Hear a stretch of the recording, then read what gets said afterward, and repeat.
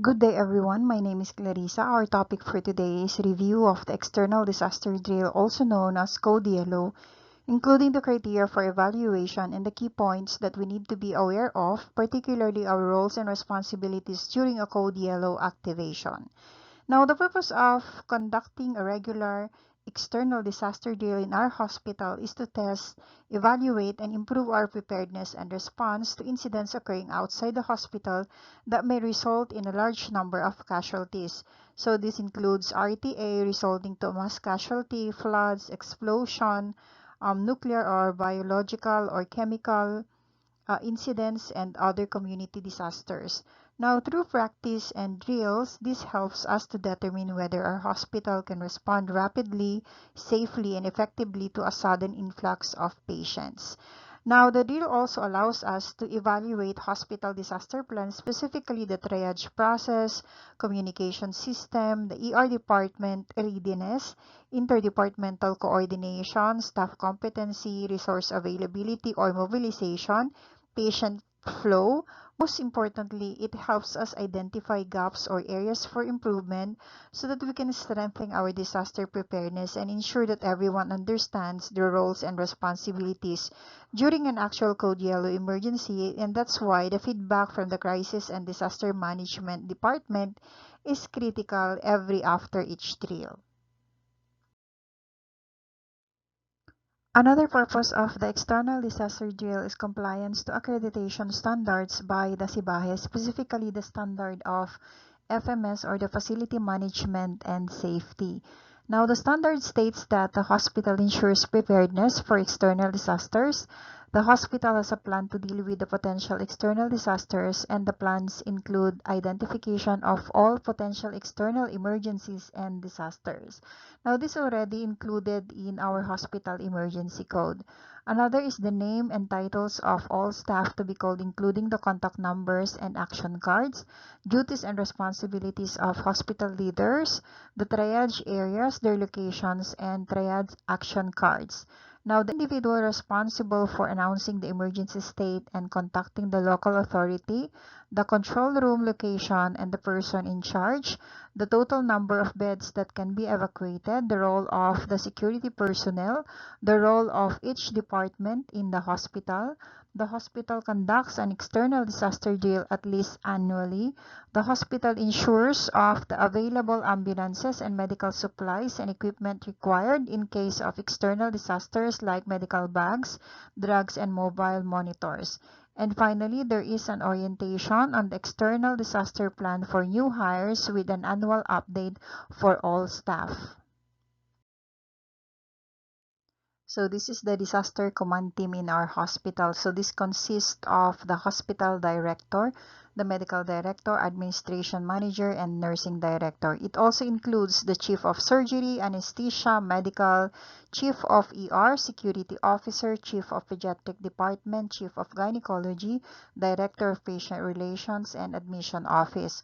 Also, in our hospital, we have an actual or updated list of individual responsible during the disaster. So the hospital disaster team list includes hospital leaders, doctors, nurses, and head of the different department.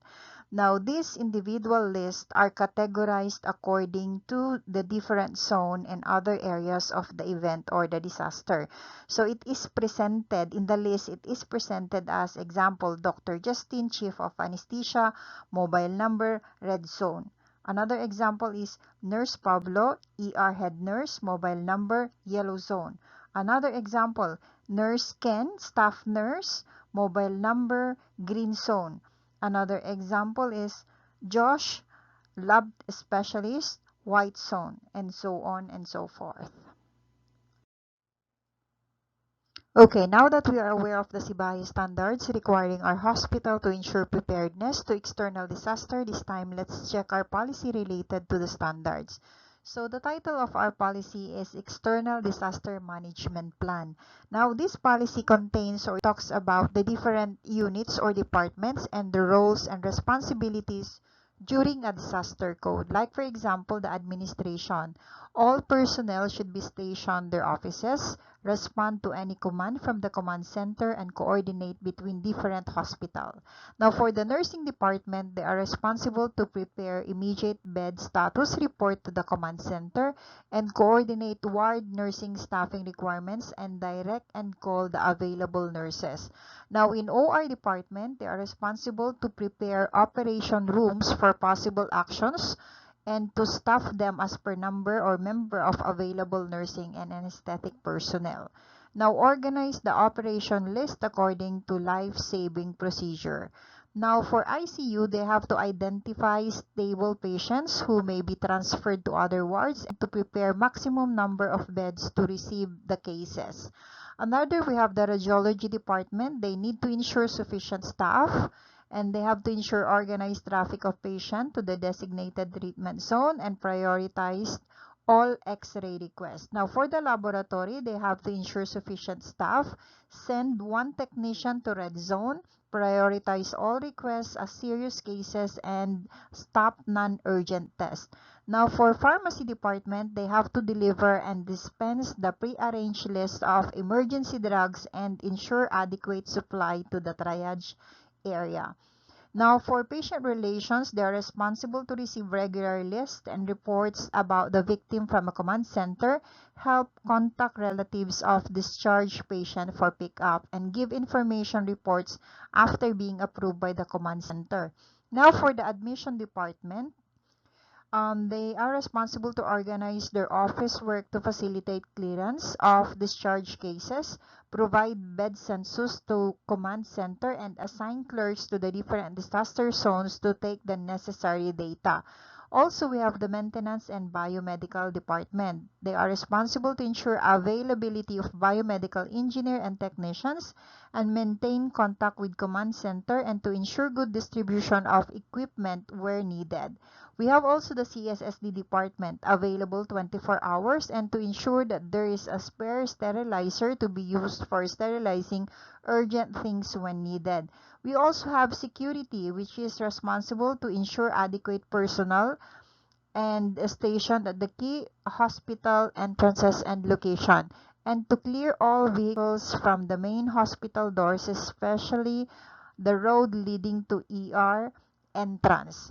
And also, there is a responsibility for the housekeeping and the porters. They need to assist with transportation of patients and send and bring samples to the laboratory and get results, and to ensure adequate supplies of wheelchairs and stretchers.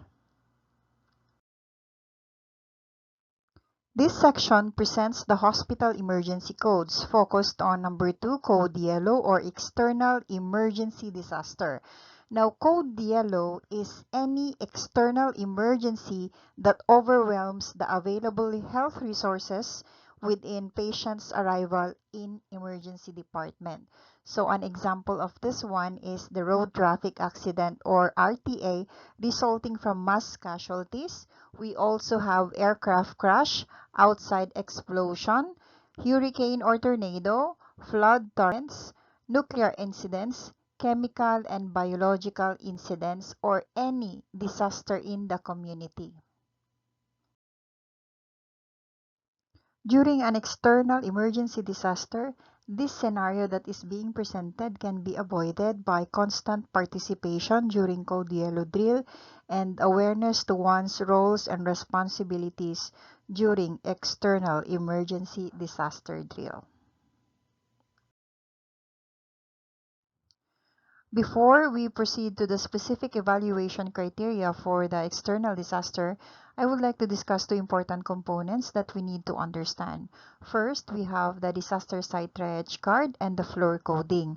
Now, understanding these two components is essential because they help us identify the patient priority, organize patient flow, and ensure that casualties are managed according to the severity of their condition during a mass casualty incident.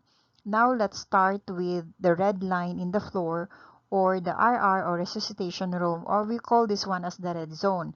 Now, in our hospital, the red zone refers to the RR. It is designated for patients who are critically ill or in life-threatening condition and require immediate medical attention. Now, these patients have the highest priority for assessment and treatment upon arrival at the emergency room. Now, their care cannot be delayed because any delay may result in deterioration or serious harm.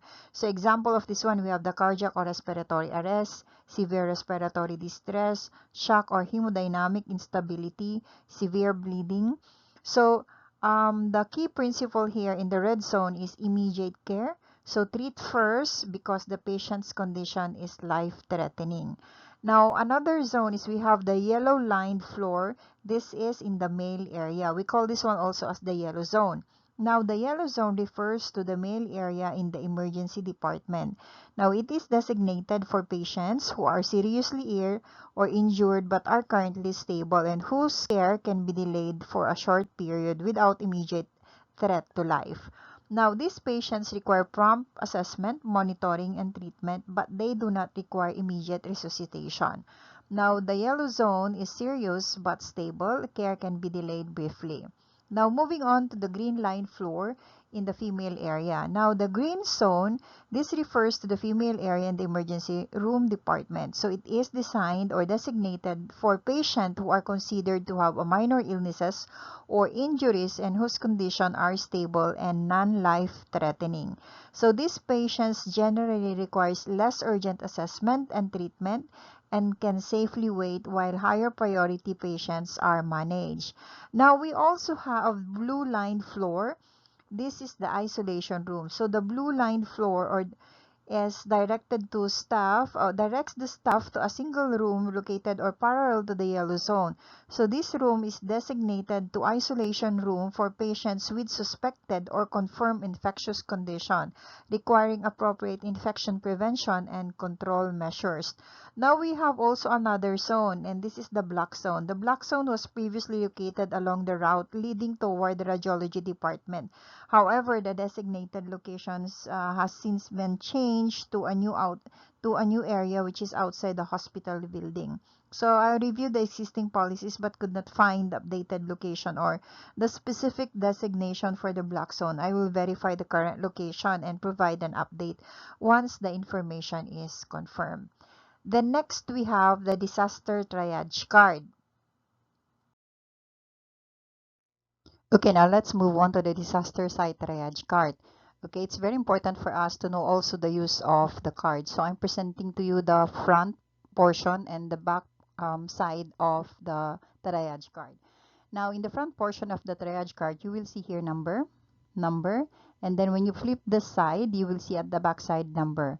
So, what is the use of this one? Now, if I am the doctor or if I am the healthcare worker who are going to triage the patient, I need to make a code. So, example, I will make use of the letter M, and this is the second patient that I am triaging. Then I can just put M2. Okay. Then here, I will also write here M2. And then at the back of this card, I will also write M2. Now I have 3 M2, M2 here, M2 here, and M2. Okay, so this first M2, I'm going to cut it, and this will stay with the doctor who's doing the triaging to the client. And the second part, it will be cut off, and later after you finish putting information in this card, you will give this to the driver who will bring the patient to the hospital. While this portion, this is the one you're going to tie it with the patient going to the hospital. Okay, now let's go to the different symbols here. First, we have the hourglass. Okay, the hourglass symbol represents the time of triage or the time the patient's being assessed. Then, example, the time you assess the patient is, say, for example, like 1:30. Then you have to write here 1:30 p.m. Next, let's go to the gender or the sex of the patient. So you can just encircle it. You put mark, you put check, you put X, whatever, as long as you will mark the gender of the patient. Next, here you can see here 2 locations. So the locations could be in a home or could be in a building. Now, if you don't know any information about the patient, you can just put any residential information here, or in the building, if you don't know the name of the building, you can just put the name of the street or the road. Then another symbol here is the medical or the health service information, and you can also add here the medical treatment provided. Sometimes aside from this symbol, there is also a symbol like, okay, like this. It's like a shield. So this another symbol, it represents a special hazard, like for example, if the patient is infectious or there's something like chemical in her body, this will alert the health worker who will receive to be more cautious because the patient is infectious, or there's a danger with the patient. Okay, so it's like a special hazard. Now, okay, before we go to the four different colors, let's go to the back portion of the card. Now, the back portion of the card, we have here a human body diagram. So we have the anterior and the posterior part of the body. Now, this body, we're going to use this one to mark locations. Locations of what? Locations of the injury, the burn, bleeding, fracture, or wound. So we can mark it like, make a circle, we can mark it X, you can put its check or any kind of mark, as long as you put mark in the injured body areas. Now, when it comes to treatment, we have here intravenous or IM. So you just check whatever, if you give medications and you give it via IV or via intramuscular, then you can note it here. Now, let's go to the triaging itself. Okay, so if the patient is already dead, then all you have to do is to cut the red, yellow. So you cut these three things here, and you retain the black portion. If the patient is severe, you just cut the yellow and the green. If the patient is yellow, then you just cut the green one. If the patient is categorized as green, then there's nothing to cut. Just attach this one and just remove this portion and this portion, and then attach this to the patient. Okay, you have to remember that this card is very important because in external disaster, the triage card travels with the patient, and this also serves as communication to the condition of the patient once received in the hospital. I want to reiterate that in external disaster drill, the card essentially travels with the patient. So starting from the accident site area, so the patient is initially triaged. So when they triage the patient, after that, the triage card will be attached.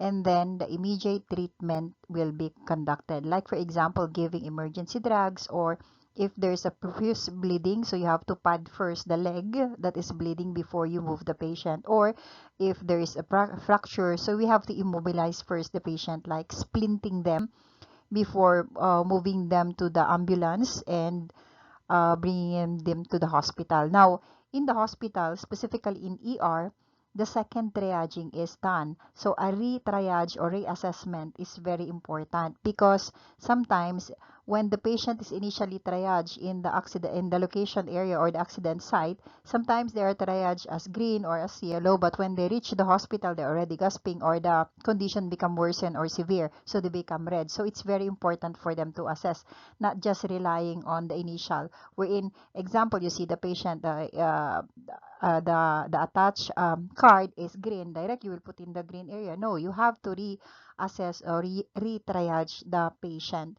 before moving to the definitive treatment. So we have to remember that the triage card provides a common visual communication system between the triage team, the treatment team, the ambulance or the transport team, and the receiving hospital.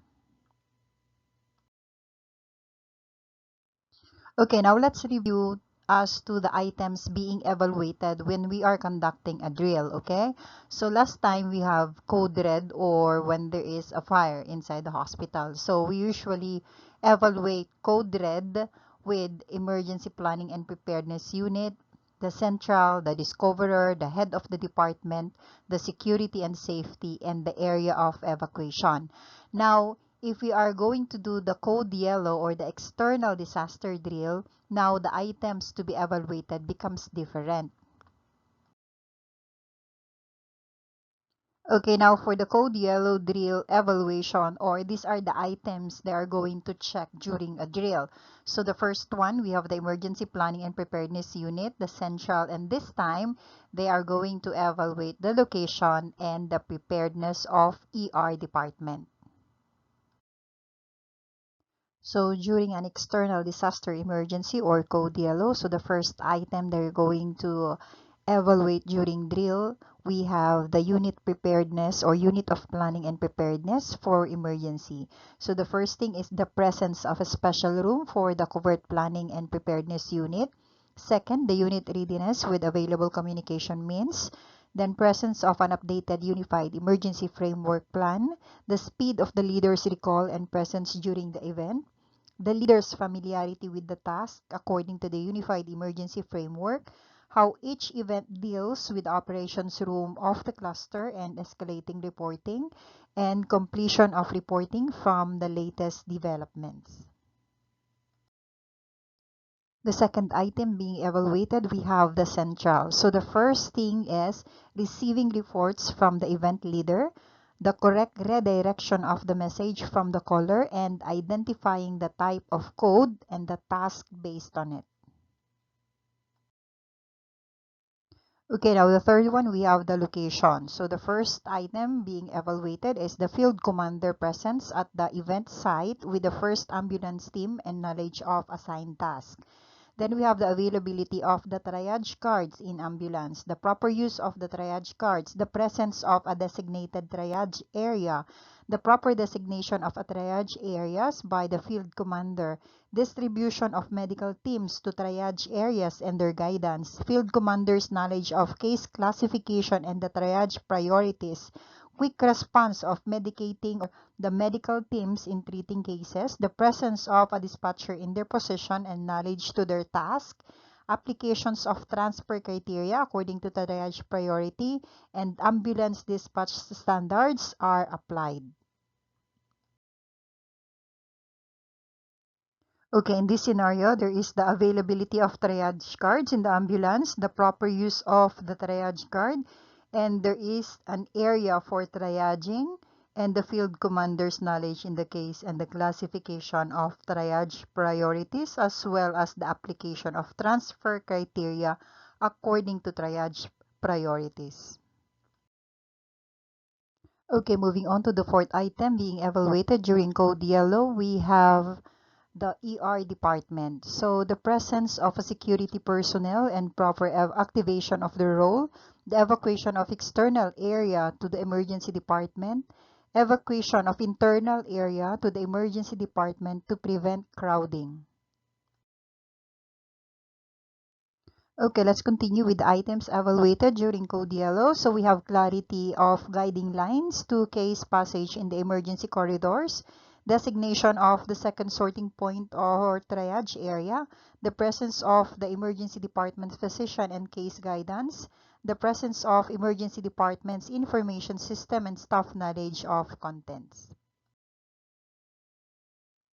So we also have the presence of case information registration employee.